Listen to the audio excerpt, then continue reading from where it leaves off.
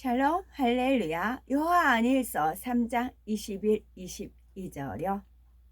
하나님 앞에서 담대함을 얻고 무엇이든지 구하는 바를 그에게서 받나니 이는 우리가 그의 계명을 지키고 그 앞에서 기뻐하시는 것을 행함이라. 아멘. 제목은 어떻게 해야 응답을 받는가? 입니다. 마태복음 15장에 보면 귀신 들린 딸을 둔 가나안 여인이 예수님께 간청하여 문제를 해결받는 장면이 나오지요. 이 여인은 어떠한 믿음의 행함을 내보였기에 신속히 응답을 받아서 하나님께 영광 돌릴 수가 있었을까요? 첫 번째, 이 여인은 겸비함으로 끝까지 믿음을 내보였지요. 가나안 여인은 예수님께서 죽은 자를 살리시고 악귀를 물리치며 질병을 치료하신다는 소문을 듣고 간절히 사모했지요.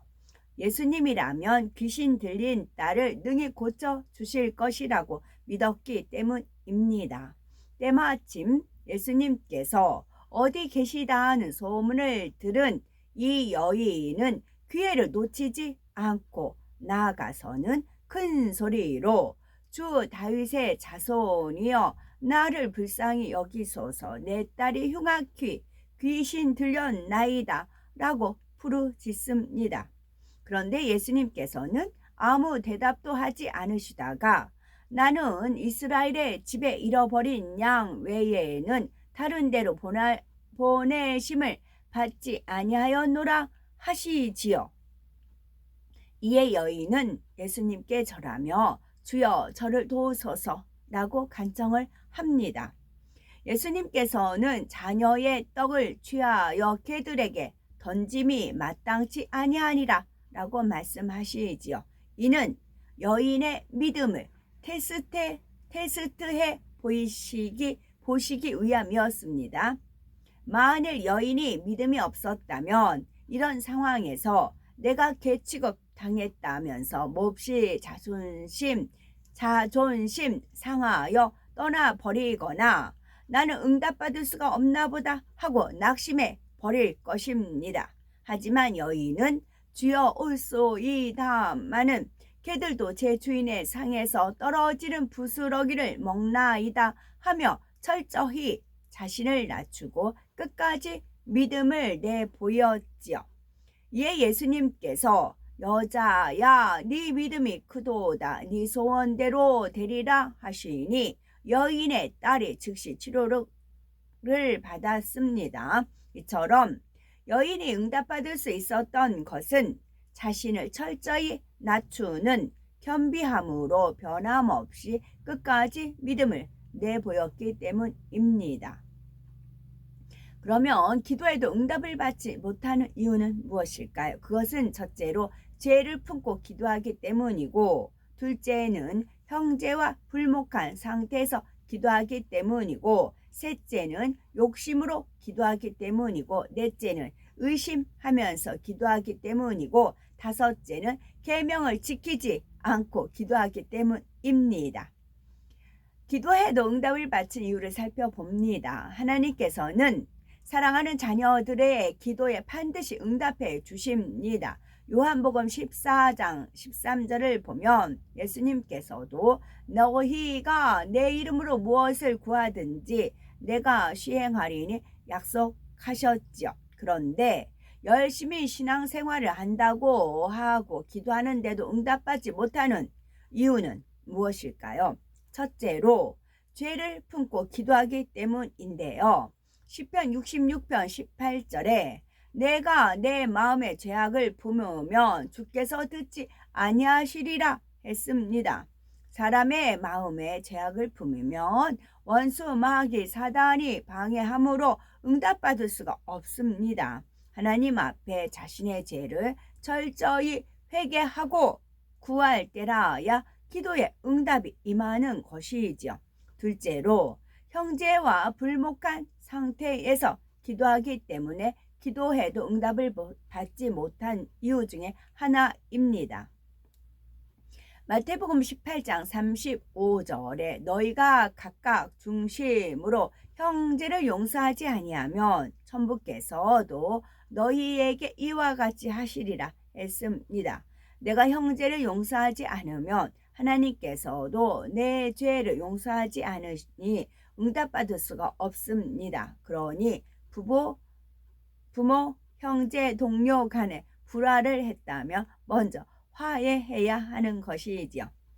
기도를 응답받지 못한 세 번째 이유는 욕심으로 기도하기 때문이기도 합니다. 물질을 구할 경우나 하나님의 나라를 위해 또는 가난한 사람을 구제하고 영혼을 구원하는 데 사용하려는 목적이라면 하나님의 영광을 위한 것이므로 그 믿음대로 응답을 받습니다. 그러나 오락을 위해서나 이웃과의 경쟁 심리 등 악의로 구한다면 그것은 욕심이요 악한 기도이므로 응답받을 수가 없죠. 넷째로 의심하면서 기도하기 때문에 또한 기도가 응답이 되지 않는 경우이지요. 야고보서 1장 6절에서 7절에 보면 오직 믿음으로 구하고 조금도 의심하지 말라. 의심하는 자는 마치 바람에 밀려 요동하는 바다 물결 같으니 이런 사람은 무엇이든지 주께 얻기를 생각하지 말라 말씀합니다. 마가복음 11장 24절에 무엇이든지 기도하고 구하는 것은 받은 줄로 믿으라. 그리하면 너희에게 그대로 되리라 했지요.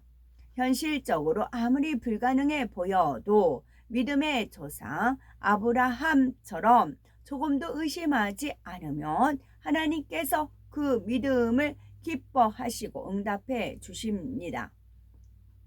다섯째로는 계명을 지키지 않고 기도하기 때문이지요. 예수님께서는 나의 계명을 가지고 지키는 자라야 나를 사랑하는 자니 라고 말씀하셨지요. 계명을 지킬 때라야 하나님을 사랑한다고 할 수 있으며 하나님께 사랑을 받을 수가 있습니다. 우리가 계명을 지키고 하나님이 기뻐하시는 것을 행하면 담대함을 얻고 무엇이든지 구하는 것을 받지요. 그러나 계명을 지키지 않으면 하나님을 사랑하지 않는 것이기에 기도에 응답이 오지 않습니다. 여섯째로 믿음으로 심지 않고 기도하기 때문이지요. 갈라디아서 6장 7절은 스스로 속이지 말라. 하나님은 만홀이 여김을 받지 아니하시나니 사람이 무엇으로 심든지 그대로 거두리라 했습니다. 하나님 앞에 기도를 심으면 영혼이 잘되는 축복이 임하고 물질을 심으면 물질의 축복을 받습니다. 또한 봉사를 심으며 강건한 축복이 임하는 등 심은 대로 거둘 수가 있는 것이지요. 그러므로 하나님께 응답받으려면 믿음으로 부지런히 심어야 하는 것이겠죠. 그러면 신속히 하나님께 응답을 받으려면 어떻게 해야 될까요? 첫째는 믿음을 가지고 기도해야 합니다. 둘째는 목적 있는 기도를 해야 되겠고 셋째는 사랑의 기도를 해야 되는 것입니다. 첫째로 믿음을 가지고 기도해야 신속히 하나님께 응답을 받을 수가 있죠. 우리가 마음의 문을 활짝 열고 하나님의 말씀을 믿고 순종하여 그대로 지켜 행할 때 하나님께서 위로부터 영적인 믿음을 주십니다. 이러한 영적인 믿음을 가지고 하나님의 뜻대로 기도할 때 신속히 응답을 받을 수가 있지요. 둘째는 목적 있는 기도를 해야 되는데요. 어떤 일에 목적이 분명하면 추진력이 있고 빠르게 성취할 수가 있죠. 반면에 목적 없이 일하면 시간을 허비하고 흐지부지 되기가 쉽습니다. 우리가 기도할 때도 명확한 목적이 있어야 합니다. 목적이 분명하면 중언부언 기도하지 않습니다. 목표한 바를 이루기 위해 더욱 간절히 구체적으로 기도하게 되지요. 이를 통해 응답을 체험하면서 더욱 하나님께 맡기는 삶이 되고 믿음도 성장을 합니다. 셋째는 사랑의 기도를 해야 하지요. 예수님께서는 아무 죄 없는 자신을 십자가에 못 박은 자들을 위해서도 용서와 사랑의 기도를 올리셨죠. 하나님을 알지 못하고 사망의 길로 가는 영혼들을 불쌍히 여기며 간절히 기도하셨지요. 이러한 주님의 사랑으로 우리는 값없이 구원의 은총을 입었기에 영혼들을 위해 사랑으로 기도해야 합니다. 또한 하나님의 나라와 의를 구하며 섬기는 목자와 성도들을 위해 기도해야 하지요. 그저 타성에 젖어 기도한다면 사랑의 기도라 할 수가 없답니다. 하나님을 사랑함으로 의에 줄이고 목마른 심령으로 교회와 목사님들과 영혼들을 위해 올리는 기도가 진실한 사랑의 기도인 것이지요. 가령 성전 건축을 위해 기도할 때는 내 집을 짓는 것과 같은 간절한 마음을 기도해야 되고, 건축에 필요한 땅과 재정, 설계와 법적인 절차, 일꾼과 기술, 날씨 등 조목조목 구체적으로 기도를 해야 되는 것입니다. 또한 주변 사람들의 마음까지도 주관하여 방해받지 않고 모든 것이 형통하도록 기도하며 성전이 완공될 때까지 마음에서 놓지 않는 거죠. 영혼들을 위한 기도도 마찬가지입니다. 그들의 문제를 내 것으로 여기며 그들의 마음이 되어 기도하는 것이지요. 섬기는 교회의 목사님들을 기도할 때도 주님의 뜻을 온전히 이루기를 원하는 간절한 마음과 영혼들이 진리 안에 살기를 바라는 마음으로, 애타는 마음으로 기도하는 것이지요.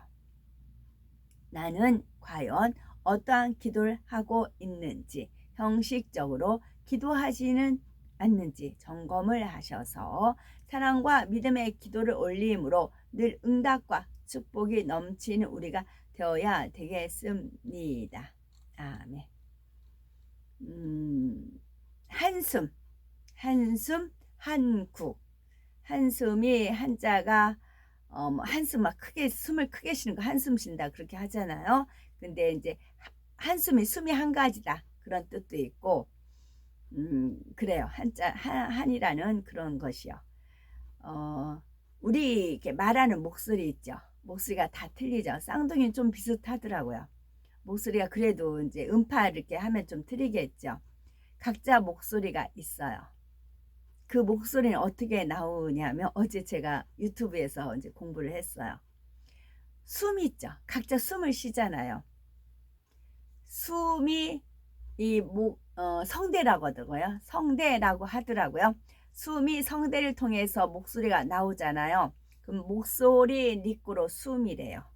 숨 니꼬로 목소리이고요. 그래서 제가 가만히 있는 거하고 말을 뱉는 거하고 이게 파워가 틀리더라고요. 끼치는 영향이 틀리더라고요. 그래서 제가 이제 전에 말씀드린 바가 있네요. 못하는 노래지만 음정 박자 다 틀리지만 제가 노래를 한다 그 말씀을 드렸어요. 그래서 이제 하나님의 권능은 사그러지지 않아요. 계속 더 장성에게 올라가요. 그것은 우리가 믿음이 장성한 분량으로 성장하기 때문에 그래요. 하나님은 어마어마하게 크신 분이지만 아가들한테 그것을 비춰주면 안 되잖아요. 그들이 자꾸 성장할수록 하나님의 권능이 더 드러나는 것이거든요. 그래서 저도 저를 통해서 어떻게 하나님이 역사하실지 저도 이제 기대를 하는데 그냥 한 길가 가다가도요. 제가 이제 숨을 들여마시고 이제 내뱉고, 숨을 들여마시고 내뱉고, 이제 주님께서 갑자기 그렇게 떠올려 주세요. 가다가 숨을 들이마시고 내뱉고 이제 그러세요. 맞다. 이제 제가 그래요. 걸어가면서도 그래요. 후라고 해요. 그러면 지나가는 행객인데 영향을 받아요. 뒤돌아봐요. 이것이. 그리고 이제 요즘 제가 거리 많이 나가는 이유도 그거예요. 이제 그 피켓도 그것도 목적이 있지만 하나님은 돌을 던지면 참새 5마리 뭐 그런 말이 있죠. 하나님은 그렇게 하세요. 그래서 많은 행인들이 지나가잖아요. 그러면 숨을 들여 마시고 내뱉고 이렇게 하면은 이 분들이 영향이 가는 거예요. 사람 누구나 다 숨 쉬잖아요. 숨은 누가 주셨어요? 하나님이 주셨잖아요. 그러면은 주와 합하는 자는 한 영인 거예요. 거기에 반응 보이는 분들. 그거를 찾는 작업을 하시는 겁니다. 저한테는 씨를 뿌리는 거다라고 해요. 씨를 뿌리고 자라게 하신 분은 이제 하나님이시고 거두시는 분도 하나님이시지요. 그래서 갈수록 이 이제 제 파워가 틀려져요. 저는 어제도 오늘도 동일한 저예요. 그러나 저한테 역사하시는 하나님의 권능은 무한하시지만 크게 더 역사를 하신다는 거예요. 그래서 목소리 리꼬로 숨이다 입니다. 아멘.